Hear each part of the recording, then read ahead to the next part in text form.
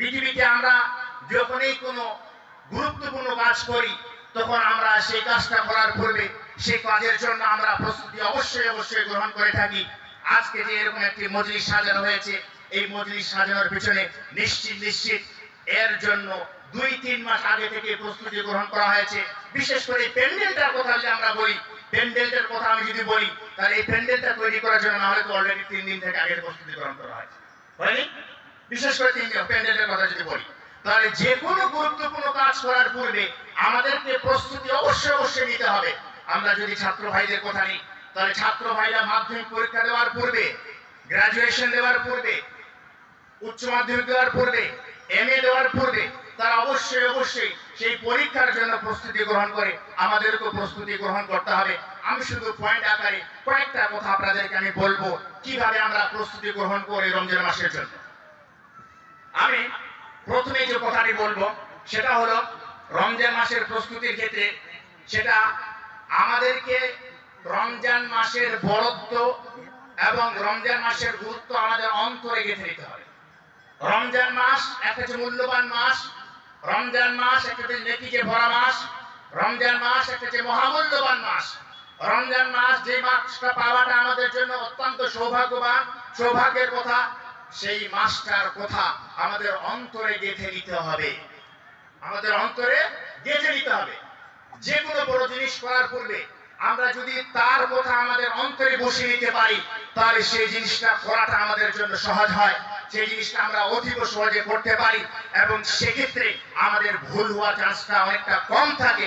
রমজান মাসের তাৎপর্য, রমজান মাসের মূল্যায়ন করার ক্ষেত্রে রমজান মাসের গুরুত্ব যেটা আমাদের জন্য খুব প্রয়োজন রয়েছে, রমজান মাসের কথাটা আমাদের অন্তরে গেঁথে নেওয়াটা খুব প্রয়োজন আছে। আমি শুধু একটা হাদিস আপনাদেরকে বলতে চাই রমজান মাসের গুরুত্ব সম্পর্কে।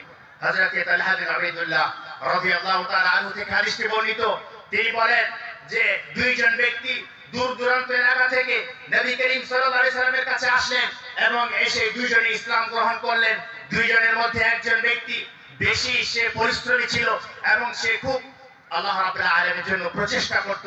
সে কি করলো, কিছুদিনের মধ্যেই যুদ্ধে অংশগ্রহণ করে যুদ্ধে শহীদ হয়ে গেল, আল্লাহ রাব্বুল আলামিনের কাছে শহীদের দরজা পেল। দ্বিতীয়জন ব্যক্তি যে ইসলাম গ্রহণ করলো সে ওই ব্যক্তির 1 বছর পরে মৃত্যুবরণ করলো। হযরত তালহা বিন উবাইদুল্লাহ বলেন, আমি একদিন ঘুমালাম রাত্রিতে আমি স্বপ্নের মাধ্যমে দেখলাম যে ওই দুইজন ব্যক্তি আমি যখন জান্নাতের সামনে দাঁড়িয়ে আছি তাদেরকে আমি আমার চোখের সামনে দেখতে পেলাম।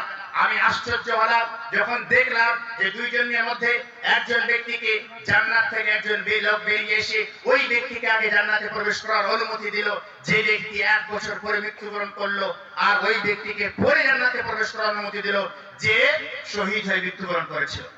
হযরত তালহা বিন উবাইদুল্লাহ যখন এই চিত্রটা দেখলেন স্বপ্নের মাধ্যমে, তখন তালহা বিন উবাইদুল্লাহ রাদিয়াল্লাহু তাআলা আনহু খুব আশ্চর্য হলেন। এই কথাটা সাহাবাদের মধ্যে আলোচনা হতে শুরু হলো।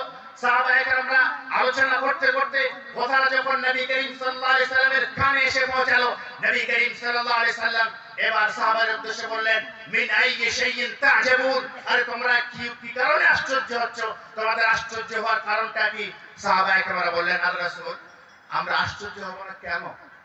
একজন ব্যক্তি যে আল্লাহর পথে জিহাদ করে শহীদ হলো সে পরে জান্নাতে যাওয়ার সুযোগ পেল, আর যে ব্যক্তি তার 1 বছর পরে মৃত্যুবরণ করলো, শহীদ হয়ে মৃত্যুবরণ করেনি, সে আগে জান্নাতে প্রবেশ করলো, আমরা তো আশ্চর্য হবই।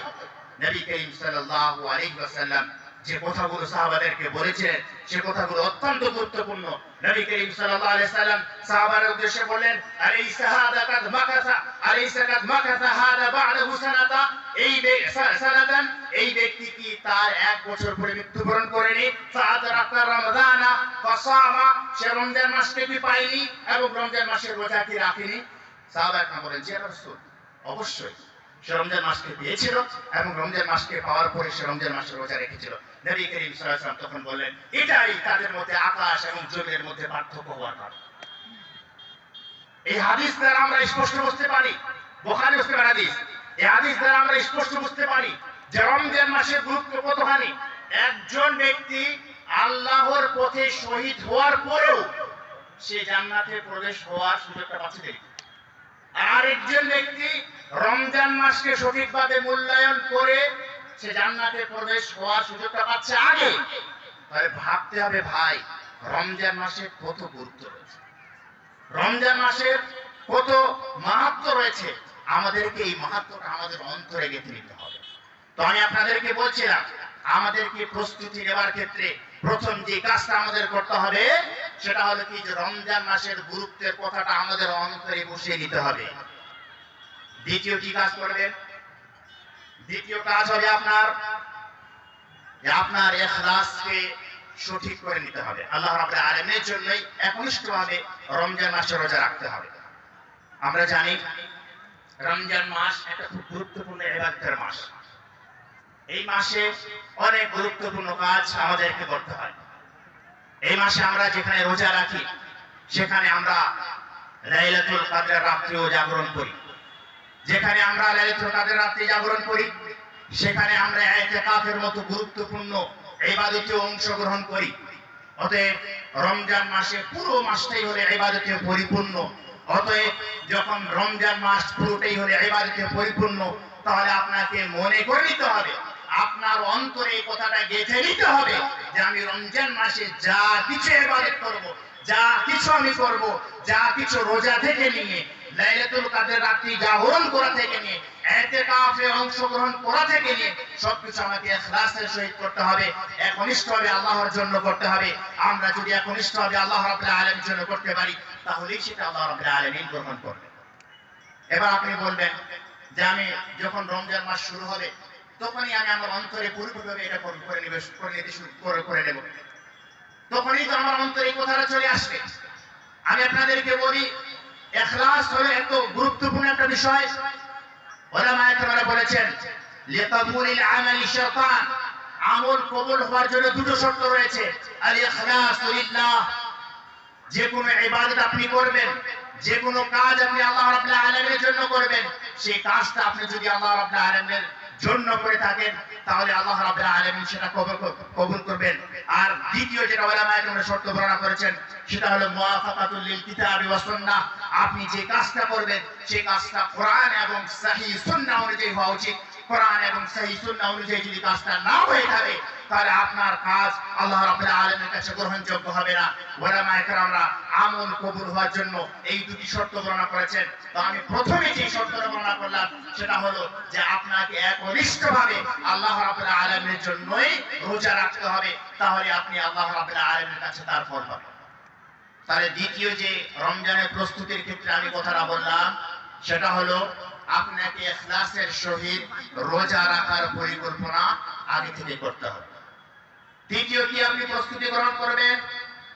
তৃতীয় আপনাকে প্রস্তুতি গ্রহণ করার ক্ষেত্রে যেটা আপনাকে করতে হবে সেটা হলো রমজান মাস যেহেতু আমলের মাস, রমজান মাস ইবাদতের মাস, রমজান মাস যেখানে নেকির ছড়াছড়ির মাস, সেখানে আপনাকে বেশি বেশি আমল করার দৃঢ় সংকল্প নিতে হবে। কেন? রমজান আমরা জানি আপনি যদি অন্য মাসে 1 টাকা দান করেন তার কি নেকি, আর রমজান মাসে আপনি যদি দান করেন তার কি নেকি। এমনকি আপনি যদি রোজা রাখেন তাহলে রোজার ক্ষেত্রে আল্লাহ রাব্বুল আলামিন বলেছেন যে আল্লাহ রাব্বুল আলামিন রোজার ক্ষেত্রে বলেছেন আস-সাওমু লি ফাআনা আজজি বিহি, রোজাটা বান্দা শুধু আমার জন্য রেখে থাকে আর আমি তার বদলা দিয়ে থাকবো।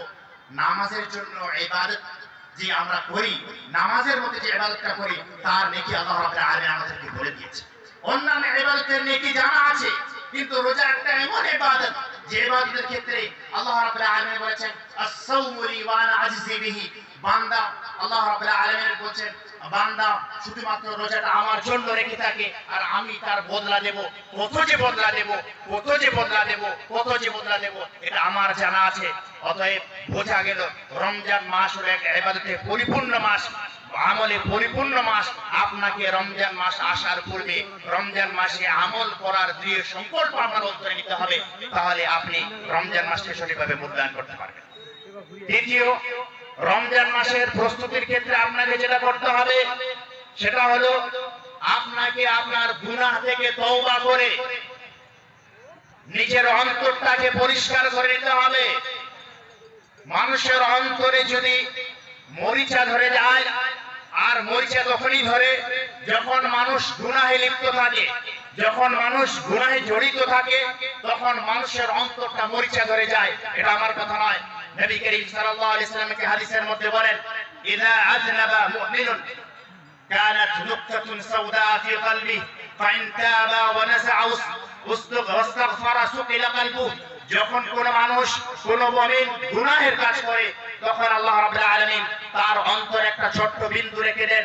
ফাইন তাবা ওয়া নাযা'a ওয়াস্তাগফারা, যদি সে গুনাহ করার পরে নিজের ভুলটা যদি বুঝতে পারে, নিজের ভুলটা বুঝতে পারার পরে সে যদি আল্লাহ রাব্বুল আলামিনের কাছে তওবা করে যে আল্লাহ আমার ভুল হয়ে গেছে, আমি আর কোনোদিন গুনাহের কাজ করব না, সে যদি ফিরে আসে সুকিলা কলবু, তার অন্তরটা পরিষ্কার হয়ে যায়।